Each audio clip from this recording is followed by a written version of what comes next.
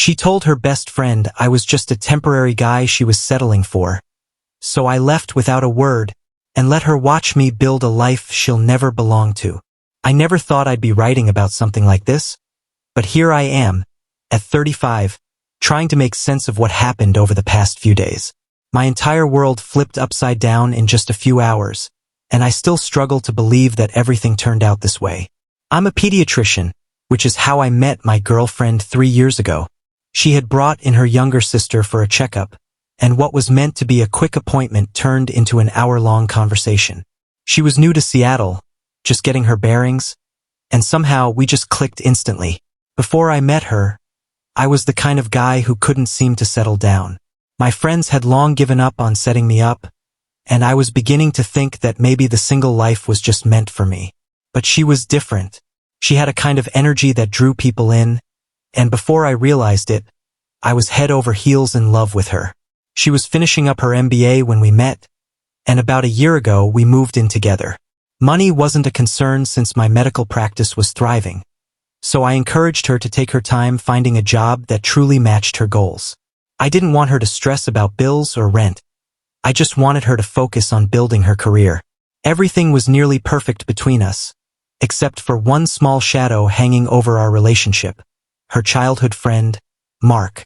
They had grown up together in Portland, and although I tried my best to be supportive of their friendship, something about him always rubbed me the wrong way. He would visit every few months, and no matter how friendly I tried to be, he always kept me at arm's length.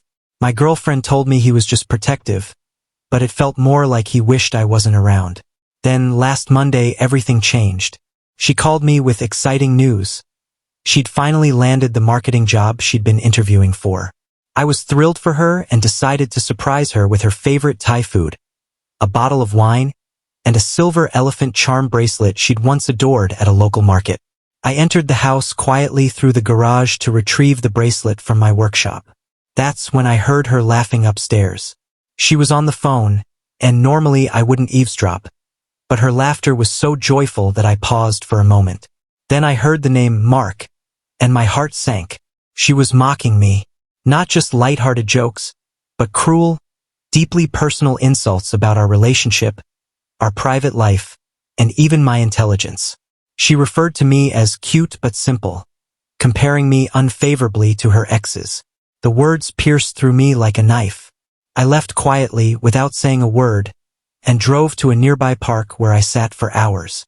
The food went cold, the wine remained unopened, and the bracelet felt like it was burning a hole in my pocket. Her texts piled up, asking when I'd be home, but I couldn't respond. I spent the next few days going through the motions at work, all while my mind was a mess of confusion, anger, and heartbreak. Here was a woman I thought I knew, someone I was planning to propose to in a few months, and suddenly I felt like I was living with a stranger. I didn't know how to confront her or even whether I should. My sister, Kate, who's always been the level-headed one, advised me to face the situation head-on. She was right, of course, even though the idea of confronting my girlfriend made me feel physically ill. Eventually, I made a plan. I chose a quiet wine bar downtown, the same one where we had our first date, thinking a public place might keep the conversation calm while still allowing for privacy. I wanted to handle it with dignity, even if I felt like my heart was falling apart. She dressed up for dinner in the blue dress I bought her for her last birthday, smiling and talking casually about our weekend plans. I could barely focus on what she was saying. All I could hear was that phone call playing over and over in my head. After our drinks arrived, I took a deep breath and began speaking. I told her how much she meant to me, how deeply I had fallen for her, and that I had even started looking at engagement rings. She tried to interrupt, saying she loved me too, but I needed to finish. Then I asked her point blank why she had said such horrible things to Mark. She acted confused at first, as if she had no idea what I was talking about. I told her I had overheard her conversation. She still denied it. It was like watching a skilled actress performing a role. If I hadn't heard it myself, I might have believed her. I would never say anything like that, she insisted, reaching for my hand. Mark knows how much I love you. Why would I make fun of you to him? I didn't answer. I just stared. The The more I pressed, the more she shifted between denial and gaslighting, saying I must have misheard or misunderstood. I finally told her it was over. Calmly but firmly, I said I'd have my brother at the house while she collected her things. She could come back for the rest later. That's when the tears started. She kept asking where she was supposed to go, what she was supposed to do. I reminded her that she had plenty of friends in the city and a new job now. Then she said something that made my blood run cold. I only said those things because Mark brings out a different side of me. Sometimes it's just easier to laugh than cry. That was it. I told her she could go cry to Mark or her ex for all I cared. Then the mask finally dropped. She snapped. She yelled that I was a terrible boyfriend, that she never really loved me, and that if I had proposed, she would have said no. All the insults she had once whispered to Mark were now being screamed in my face. And then she just screamed. Not words, just a raw, guttural screech that turned every head in the wine bar. She ran out into the cold night. I didn't want to leave her out there, so I offered to drive her home to collect her things. The drive was silent. My brother was waiting outside when we arrived, and his wife stayed inside while my girlfriend packed a bag. One of her friends came to pick her up. I thought that was the end. But that night, the text started. First, she was apologetic. Then sad. Then angry. Then furious. I didn't reply to any of them. The next morning, I told her the rest of her belongings were packed and sitting on the porch. She could collect them while I was at work. I should have known it wouldn't be that simple. When I returned home, my heart sank. Somehow she had gotten inside. Maybe she'd made a copy of the key. The house was a disaster. Family photos were shattered. Furniture was torn up. The sinks were clogged and overflowing. Food had been smeared across the kitchen. She had even broken into my work SUV, dumping soup and flour across the seats. The only thing she had done right was locking my dogs in a separate room so they wouldn't be hurt. Just a week ago, we were planning a vacation and hosting game nights with friends. Now my home was a war zone. I was furious.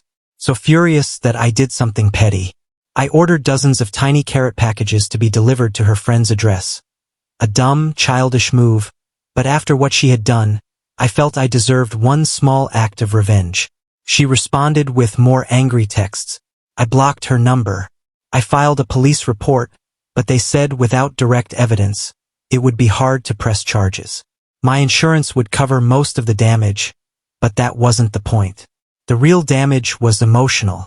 In just a few days, the woman I thought I knew had revealed a side of herself that was vindictive, cruel, and completely foreign to me.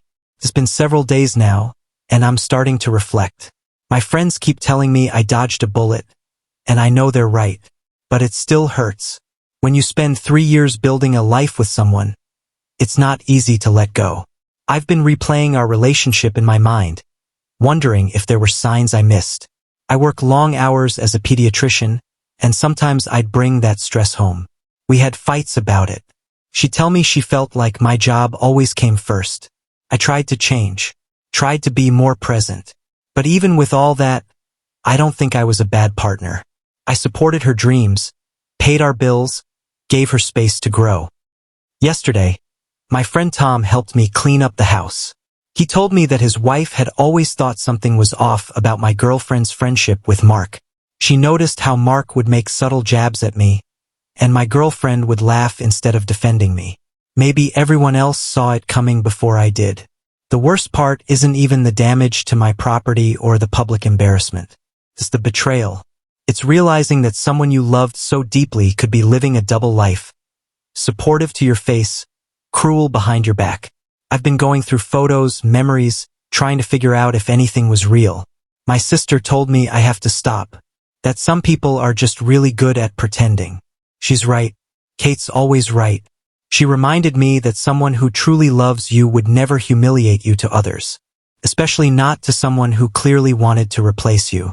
Work has been keeping me busy, and that helps. Kids have a way of reminding you what matters. One of my patients asked me why I looked sad yesterday. I told her sometimes grown-ups get sad, too.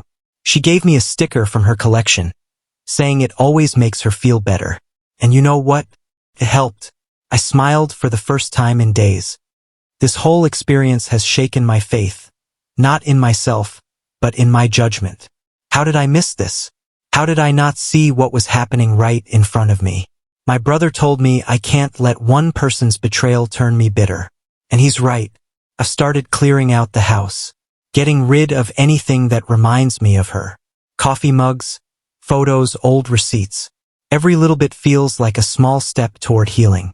The police called yesterday, no progress. No surprise. Insurance will handle the rest. But I don't want to fight. I just want her gone. Some friends say I should start dating again. But I'm not ready. I need to rebuild myself first. Looking back, I'm grateful I found out before we got married, before kids were involved.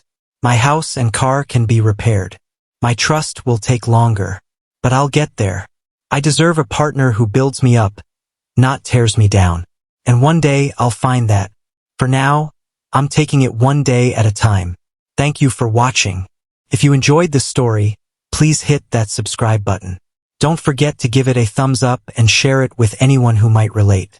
Your support means the world. Got a story of your own? Drop it in the comments. I'd love to hear from you. See you in the next one.